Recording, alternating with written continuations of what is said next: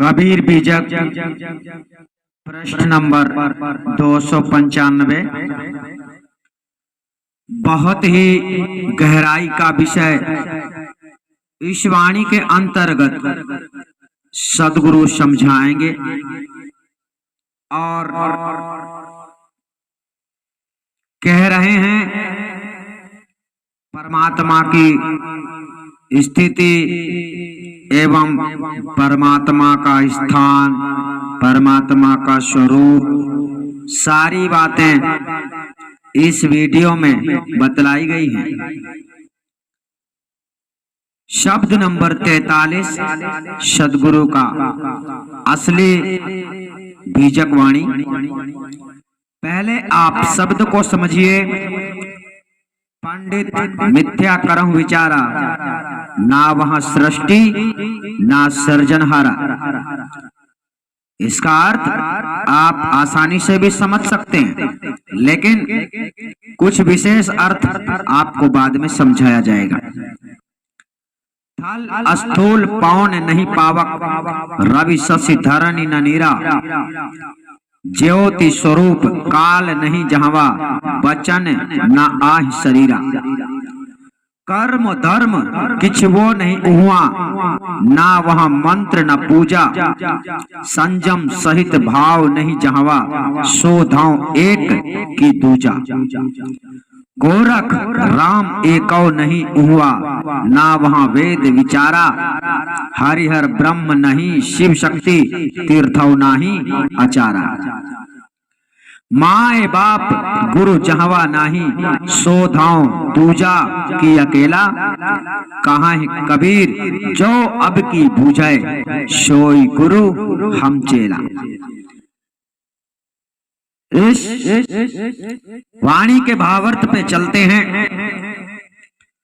सदगुरु कबीर साहब इस शब्द में सार शब्द स्वरूप महाचेतन परम पुरुष परमात्मा का दिग्दर्शन कराते हुए पंडितों के प्रति उपदेश करते हैं। अतएव यह शब्द परमात्मा प्रकरण का है, अर्थात परमात्मा को समझने का। सदगुरु कहते हैं कि हे पंडित जी, आप यह मिथ्या विचार करते हो कि इस पांच भौतिक जड़ प्रकृतिमय सृष्टि आदि का उत्पत्ति प्रलय करता स्वयं परमात्मा है। यहाँ पर समझ लेना कि इन सबका उत्पत्ति करने वाला परमात्मा नहीं है। ये इस वाणी का संविधान है। अतः जड़ प्रकृति माया मंडल और उसके आगे चेतन आत्मा ब्रह्म तथा उसके भी आगे जहाँ चेतन परम पुरुष परमात्मा विद्यमान है, वहां पर ना तो यह सृष्टि है और ना सृष्टि करने वाला ओमकार ब्रह्म निरंजन ही है। अतः उस सत्य पुरुष परमात्मा के द्वारा इस सृष्टि की उत्पत्ति का विचार करना आपका मिथ्या है। कहने का मतलब है, अगर किसी को ऐसा लगता है कि इस सृष्टि की उत्पत्ति को पार ब्रह्म परमात्मा ने ही किया है, सो यह गलत है। उस सत्य लोक परमात्मा देश में स्थूल तथा सूक्ष्म माइक प्रपंच एवं किसी प्रकार का कोई शरीर नहीं और ना पवन पावक सूर्य चंद्र पृथ्वी तथा जल आदि भूत भौतिक पदार्थ हैं। और समस्त संसार का उत्पत्ति प्रलय करता काल पुरुष ओमकार ज्योति स्वरूप ब्रह्म निरंजन भी नहीं है।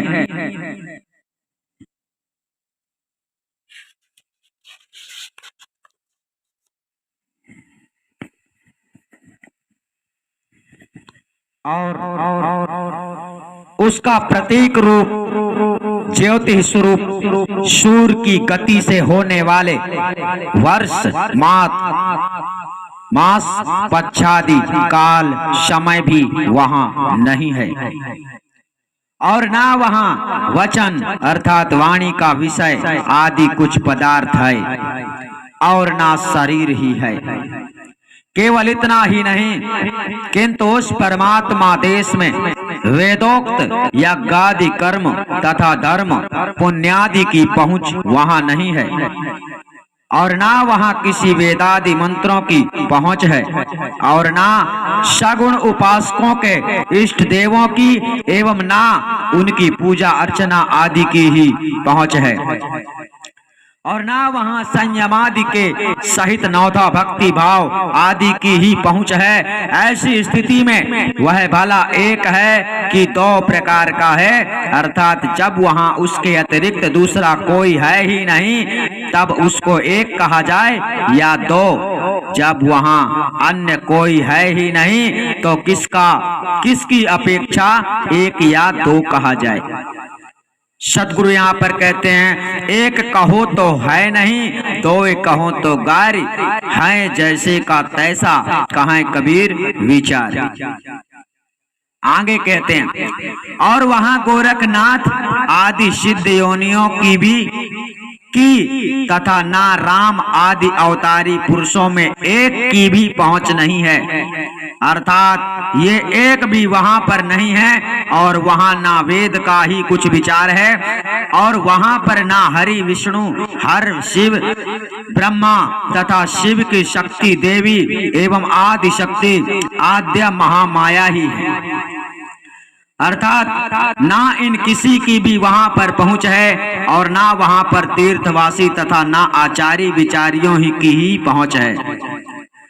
जिस महाचेतन परम पुरुष परमात्मा के ना कोई माता पिता है और ना कोई गुरु है, अर्थात उसका ना कोई कारण है और ना वह किसी का कार्य रूप है, अतएव वह कारण कार्य दोनों से पृथक है। यहां पर समझ लेना, साहेब ने कहा कारण कार्य दोनों से पृथक है। इसका मतलब आपको यह समझ लेना है कि सद्गुरु ना तो कुछ करता है और ना ही वह किसी का चेला है, ना ही उसका कोई गुरु है। दोनों बातें यहां पर आपको समझ लेना, ठीक है। क्योंकि अगर वो आपका गुरु बन जाता है तो आपको शिक्षा देना उसका अधिकार है, परंतु वो आपको शिक्षा नहीं देता है। संसार में शब्द गुरु के नाम पर धोखा देने वाले लोगों ने आतंक मचा रखा है, तो आपको समझना है। सदगुरु की भाषा को समझो, पाखंडियों की भाषा में ना रहो। इस जगह पर सदगुरु कहते हैं, देखो पांचवी कड़ाई का अर्थ है, जिस महाचेतन परम पुरुष परमात्मा के ना कोई माता पिता और ना कोई गुरु है, अर्थात उसका ना कोई कारण है और ना वह किसी का कार्य रूप है, अतएव वह कारण कार्य दोनों से पृथक है। इसी प्रकार और ना कोई उसके आगे ज्ञान प्रदाता प्रकाशक गुरु है, अर्थात उसका गुरु कोई भी नहीं है, उसे कोई भी शिक्षा नहीं दे सकता है। अर्थात जैसे सदगुरु कबीर साहब ने सतपुरुष परमात्मा का संदेश जगत में आकर दिया है भक्तों को, अर्थात उन्होंने अपने संविधान में जो कुछ भक्तों के लिए आदेश किया है उसे सिरोधार करके ही कोई व्यक्ति संसार से मुक्त हो सकता है। अपनी मनमानी करके इस संसार से कोई भी मुक्ति को प्राप्त नहीं हो सकता है। इसलिए सदगुरु के वचनों को अच्छी तरह समझना है। सदगुरु की असली वाणी कह रही है, अभी जो वाणी आपको पीछे बतला दी गई है उस वाणी का ही अर्थ चल रहा है। इसी प्रकार और ना कोई उसके आगे ज्ञान प्रदाता प्रकाशक गुरु है, अतः वही सर्व आत्माओं के निरंतर अंतर रहित आगे सदैव विद्यमान है। ऐसी स्थिति में भला बतलाइए कि उसको एक कहा जाए या दो प्रकार का कहा जाए, अर्थात जड़ चेतन मिश्रित वह अद्वैत रूप कहा जाए कि वह निर्गुण निराकार तथा सगुण साकार अथवा सर्वज्ञ एवं अल्पज्ञ इत्यादि द्वैत रूप कहा जाए। सो यह सिद्धांत हमारा नहीं है। सदगुरु क्या कहते हैं, यह सिद्धांत हमारा नहीं है, क्योंकि वह जड़ चेतन मिश्रित है, जड़ चेतन मिला हुआ अद्वैत रूप है नहीं, अर्थात वह जड़ जगत रूप और जीवत भाव रूप में कभी होता ही नहीं है। इसी प्रकार वह कभी निर्गुण निराकार और सगुण साकार रूप भी नहीं होता है, अतः वह इन सबों से भिन्न अखंड एक रस रूप में सदैव स्थिर रहता है। अतएव वह द्वैत अद्वैत आदि सर्व से भिन्न रहता है। छठवें नंबर पे यहाँ देखते हैं, सदगुरु कबीर साहब कहते हैं कि ऐसे देव दुर्लभ मनुष्य तन को पाकर जो मनुष्य भेदी सदगुरु की शरण जाकर उनसे अब की बार उस परमात्मा को समझ लेता है कि उस महाचेतन परम पुरुष परमात्मा के प्राप्ति के भेद साधन ज्ञान को प्रदान करने वाला ही हमारा सच्चा सदगुरु है और मैं उसका शिष्य दास हूं। अब यहाँ पर वाणी का विराम हो गया है और ये वाणी जो आपको दिख रही है, इस वाणी का भावार्थ नहीं किया गया है। इस वाणी का भावार्थ लेकर हम आपको अगले वीडियो में समझाएंगे, ठीक है। इसके बाद ये वाणी आपको देखने को मिलेगी। इसका अनुवाद नहीं किया गया है, परंतु इसका अनुवाद हम करके आपको डायरेक्ट देंगे, यानी ऑनलाइन आएंगे आप लोगों के सामने और इनका एक एक शब्द का एक एक सही अर्थ समझाकर हम आपको संतुष्ट करेंगे। परंतु इसका मतलब पहले समझ लेते हैं। पहले आप इसका मतलब समझ लीजिए। पहले तो आपको ये जानना है कि भेदी गुरु कौन है। भेदी गुरु वही है जो सार शब्द गुप्त रहस्य को जानता है, आपको सार शब्द लखाता है, ठीक। यह प्रथम भेद होता है। दूसरा भेद उसे कहा जाता है जो पूरे जीवन में आपको कैसे कर्म करने हैं, कैसे कर्म नहीं करने हैं, कौन सा काम करना चाहिए, कौन सा काम नहीं करना चाहिए, आपके आचार विचार को स्थिति रखने का, यानी इस नियम को धारण करना, अर्थात परमात्मा की प्राप्ति हो जाए। सार शब्द में आप रमण हो जाओ। सार शब्द में अर्थात आप योग्यता आपको लाना है। सबसे बड़ी बात होती है उसकी योग्यता। अगर आपके अंदर उसकी योग्यता, उसको पाने की योग्यता नहीं आती है तो आप आत्म स्वरूप परमात्मा स्वरूप का ज्ञान प्राप्त करने के बाद भी 84 में चले जाएंगे। यहाँ पर बहुत ही सावधानी से आपको समझना है, क्योंकि जो यहाँ पर साधन अभ्यास की बात बताई गई है, साधन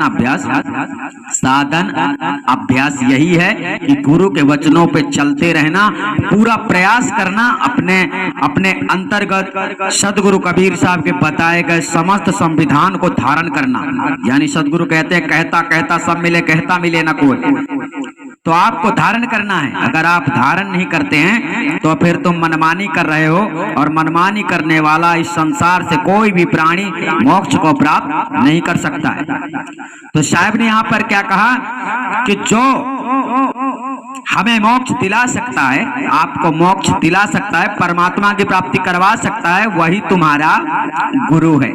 यहाँ क्या बताया गया, वही हमारा सच्चा सदगुरु है और मैं उसका शिष्य दास हूँ। ये भक्त समाज के लिए सदगुरु अपनी ओर से आदेश कर रहे हैं। और पाखंडी गुरुआ लोगों ने अलग से एक शब्द गुरु बना दिया है, जो शब्द गुरु आपको कोई भी शिक्षा देने वाला नहीं है, जिसके भ्रम में पढ़कर आप लोग केवल और केवल 84 ही जा सकते हो। तो आप लोगों को बहुत ही अच्छी तरह से समझना है, जागना है कि सदगुरु कबीर साहब क्या कह रहे हैं और पाखंडी लोग क्या कह रहे हैं।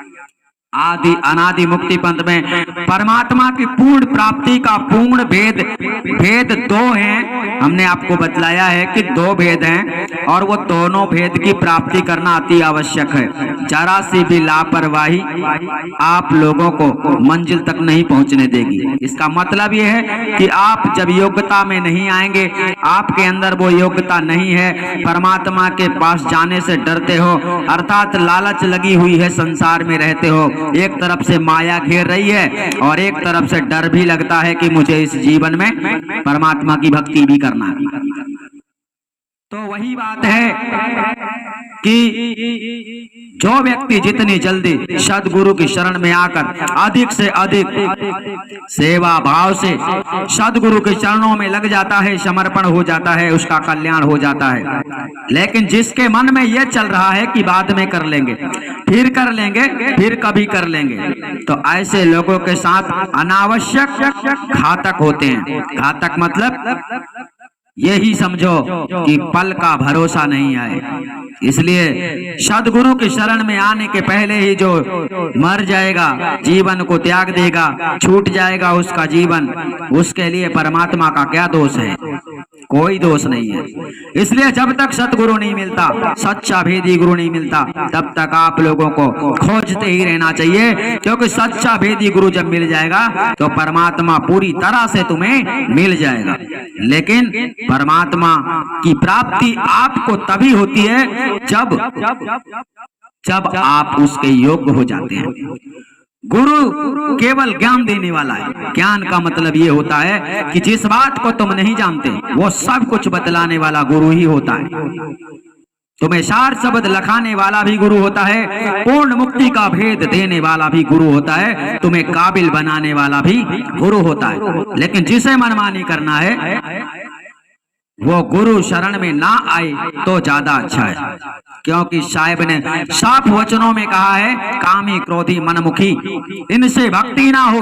मनमुखी वही होते हैं जो गुरु की शरण में भी रहते हैं और मनमानी भी करते हैं। तो ऐसे लोगों को आदि अनादि मुक्ति पंथ में आने की आवश्यकता नहीं है और कभी सोचेंगे भी नहीं।